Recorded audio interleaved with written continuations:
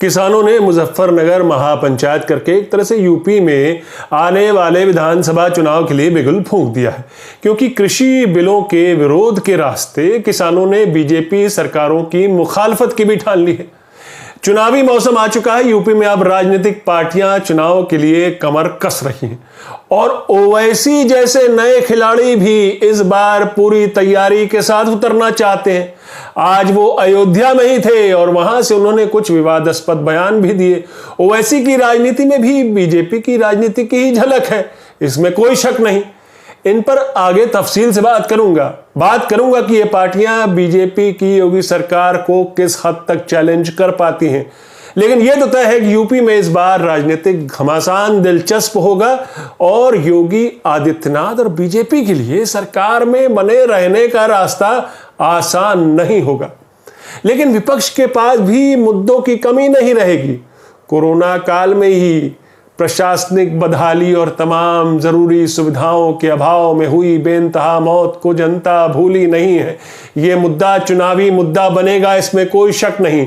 और अब जबकि कोरोना का कहर कम पड़ चुका है तो युवाओं को नौकरियों की तलाश है और सरकारी दावों के बावजूद युवाओं में आक्रोश है।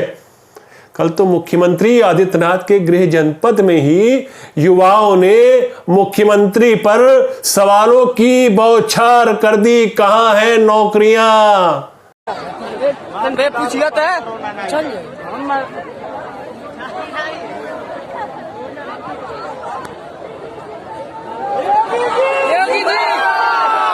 अरे महाराज जी आर्मी भर्ती ना है क्या?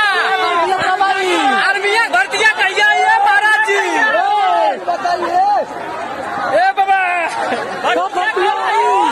आर्मी भर्तियां कही आई हो, भर्तियां कब आई हो?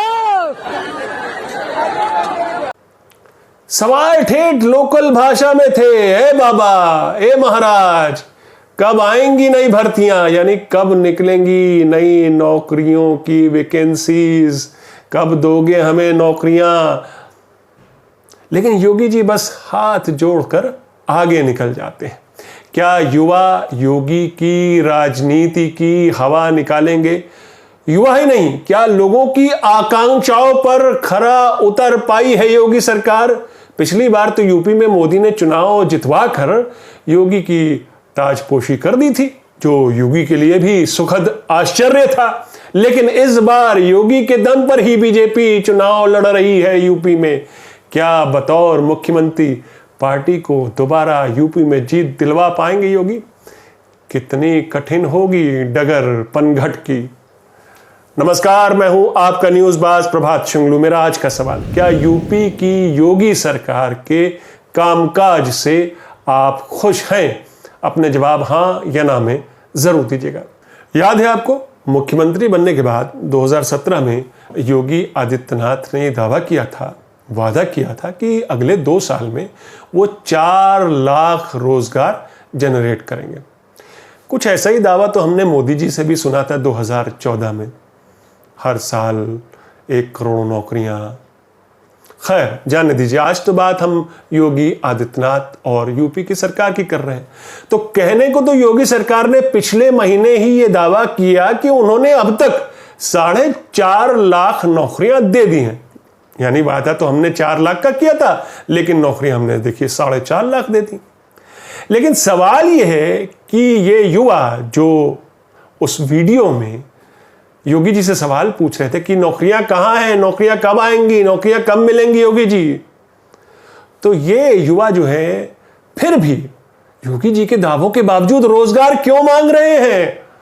जाहिर है लोगों की आकांक्षाओं, एक्सपेक्टेशंस और सरकार का उन आकांक्षाओं पर खरा उतरना कहीं तो चूक हो गई, कहीं तो कसर रह गई। यूपी में चुनावी मुद्दे क्या बन सकते हैं, क्या नहीं, लेकिन यह जरूर है कि सांप्रदायिक ध्रुवीकरण की अपनी राजनीति को और मांझते हुए बीजेपी तालिबान, लव जिहाद और कन्वर्जन जैसे मुद्दों को चुनाव के लिए जरूर भुनाएगी। इसमें कोई शक नहीं, क्योंकि दूसरे मुद्दों पर बुरी तरह से घिरी योगी सरकार की शायद यही जो मुद्दे हैं जो उसकी ढाल बने। सांप्रदायिक ध्रुवीकरण को देखते हुए यूपी की कुछ पुरानी पार्टियों ने मुस्लिम, दलित, शोषित समाज को फिर से एकजुट करने की मुहिम छेड़ दी। मगर इस बीच कुछ नए प्लेयर्स ने भी इस यूपी जैसे केक में अपनी हिस्सेदारी ठोकने का दावा कर दिया है। AIMIM के नेता असदुद्दीन ओवैसी अपने यूपी के राजनीतिक दौरे में आज सबसे पहले जो शहर चुनते हैं वो जिला है अयोध्या। अयोध्या में ओवैसी ऐलान करते हैं कि वो यूपी की 100 सीटों पर चुनाव लड़ेंगे, मुसलमानों को उनका हक दिलाएंगे। अब देखिए, बीजेपी बात करती है हिंदुओं की और ओवैसी बात करते हैं मुसलमानों की। अयोध्या जिले को ओवैसी बार बार फैजाबाद के नाम से बुलाते रहे। योगी सरकार ने 2018 में फैजाबाद जिले को भी अयोध्या जिले के तहत कर दिया था। तो फैजाबाद शहर है और अब जो जिला है, डिस्ट्रिक्ट जो है, वो अयोध्या हो गई। ओवैसी ने योगी सरकार पर इसी मुद्दे पर दनादन गोले दागे। फैजाबाद के नाम से इतनी चिढ़ क्यों है योगी सरकार को? क्या अशफाक उल्लाह खां को फांसी फैजाबाद की जेल में नहीं हुई थी? ये सब सवाल वहां पे दागते हैं ओवैसी। यानी ओवैसी ने यूपी पहुंचते ही ये संदेश देने की कोशिश की कि उनकी टक्कर सीधा बीजेपी से, योगी सरकार से है। अपनी प्रेस कॉन्फ्रेंस में वो योगी को बाबा कहकर भी संबोधित करते हैं और पूछते हैं, सवालों की एक पूरी फहरिस्त उनके सामने डाल देते हैं सरकार के सामने कि फिरोजाबाद में 50 बच्चे डेंगू से मर गए मगर बाबा उस शहर का नाम बदलना चाहते हैं। यानी ओवैसी बार बार जो है वो योगी सरकार और बीजेपी के उसी एक पॉइंट पर हमला कर रहे थे कि शहरों के नाम बदलने वाली सरकार है ये, लोगों के लिए तो कुछ करती नहीं।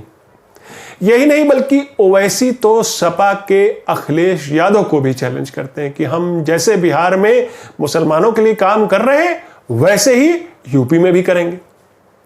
बिहार में अगर आपको याद हो, पिछले चुनाव में AIMIM 19 सीटों पर विधानसभा चुनाव लड़ा था जिसमें 5 पर उसके उम्मीदवार जीते। AIMIM पर लालू यादव की RJD को मेजॉरिटी से रोकने का भी उस पर भी इल्ज़ाम लगा कि इनकी वजह से RJD को और उसके गठबंधन को मेजॉरिटी नहीं मिली और फिर नीतीश कुमार दोबारा मुख्यमंत्री बने। खैर, हैदराबाद की एक पार्टी, अब आप सोचिए कि हैदराबाद के एक पार्टी सांसद वाले इस नेता के लिए दावों को हकीकत में बदलने का सफर कितना मुश्किल भरा रहेगा, वो भी अपने दम पर, वो भी एक नए राज्य में जहां ऑलरेडी ऐसे प्लेयर्स हैं मौजूद जो कि दलितों की, अक़लियतों की बात करते रहे हैं। वो उनका मुख्य एजेंडा भी रहा है, उनके वोट बैंक को वो भुनाते रहे हैं, चाहे वो BSP हो, चाहे वो सपा हो, चाहे वो कांग्रेस हो।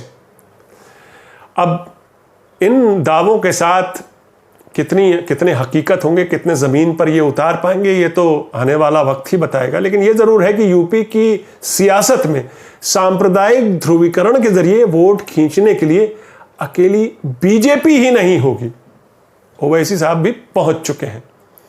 लेकिन यूपी में चुनावी दंगल के लिए राजनीतिक पार्टियों ने कमर कसनी शुरू कर दी है। अगर बीजेपी सांप्रदायिक ध्रुवीकरण की राजनीति को भुनाने की कोशिश करेगी, ओवैसी भी यही गेम खेलेंगे, तो दूसरी जो पार्टियां हैं और जैसे कि सपा और बसपा और कांग्रेस, तो उन्होंने भी जातियों और जाति आधारित अपनी राजनीति को भी मांझना शुरू कर दिया। उनके पुराने जो है आजमाए हुए नुस्खे हैं तो वो भी उन्होंने वो नुस्खे वो झोले से बाहर निकालने शुरू कर दिए। इसलिए उत्तर प्रदेश की पूर्व मुख्यमंत्री मायावती का ताज़ा बयान चौंकाता ज़रूर है। उत्तर प्रदेश की पूर्व मुख्यमंत्री मायावती बोल रही हैं, मैं ब्राह्मणों के लिए लड़ूंगी। उनको लगता है कि उत्तर प्रदेश में ब्राह्मण सुरक्षित नहीं है। और कैसे ब्राह्मण सुरक्षित नहीं है? क्योंकि देखिए, उत्तर प्रदेश की सरकार क्रिमिनल गैंगस्टर विकास दुबे का एनकाउंटर करती है। विकास दुबे के एनकाउंटर को मायावती ने बड़ा मुद्दा बनाया हुआ है। तो अब उसको, अब विधानसभा चुनाव चुकी अब आ रहे हैं, तो उसको अब राजनीतिक तौर पर भी वो भुनाने की जुगत में लग गई हैं। यानी कि मायावती एक बार फिर से ब्राह्मण कार्ड खेल रही हैं। ऐसा भी नहीं कि ये पहली बार है कि मायावती अपर कास्ट वोट को साधने की कोशिश कर रही। खैर, लेकिन मायावती ने एक और महत्वपूर्ण बात कही, अब मूर्तियां और स्मारक नहीं बनवाऊंगी, ये उन्होंने कहा। ये पुरानी गलतियों का कन्फेशन है या फिर इस बात का इकरार कि मूर्तियों और स्मारक बनवाते बनवाते विकास का एजेंडा पीछे छूट गया?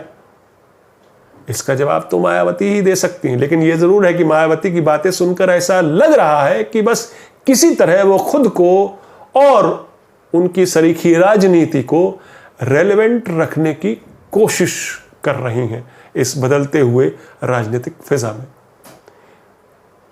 कई बार मुख्यमंत्री रह चुकी हैं मायावती, लेकिन पिछले सालों में उनकी जमीन, राजनीतिक जमीन काफी दरकी है, हिली है। लेकिन सपा के साथ गठबंधन करके लोकसभा में उनके 11 सांसद 2019 में जीत कर आए। इस बार वो अकेली हैं। अभी तक सपा से गठबंधन की उम्मीद तो दूर दूर तक नहीं दिखती। दूसरी विपक्षी पार्टियों की तरह बीजेपी और मोदी या योगी सरकार पर उनके हमलों में पिछले सालों में वो तीखापन नहीं दिखा जैसा कि मायावती की पहचान रही है। क्या अपने वोट बैंक को मायावती पकड़ के रख पाएंगी? क्योंकि बीजेपी ने ही उनके वोट बैंक में काफी सेंधमारी कर दी है पिछले सालों में। क्या मायावती लोगों तक ये संदेश दे पाने में कामयाब रहेंगी कि उनकी पार्टी या वो खुद एक बार और यूपी की राजनीतिक अगुवाई करने का हुनर रखती हैं, जज्बा रखती हैं? इसका जवाब जितना यूपी के वोटरों को मालूम है उतना ही मायावती को भी मालूम होगा, ये बात भी तय है। लेकिन मेरा आज का सवाल यूपी की राजनीति पर तो है, मगर उसका सीधा संबंध योगी सरकार से है। और मेरा सवाल है, क्या यूपी की योगी सरकार के कामकाज से आप खुश हैं? अपने जवाब हाँ या ना में जरूर दीजिएगा। तो ये थी आज की न्यूज़बाजी। फिर मिलेंगे एक नई न्यूज़बाजी के साथ। तब तक के लिए नमस्कार।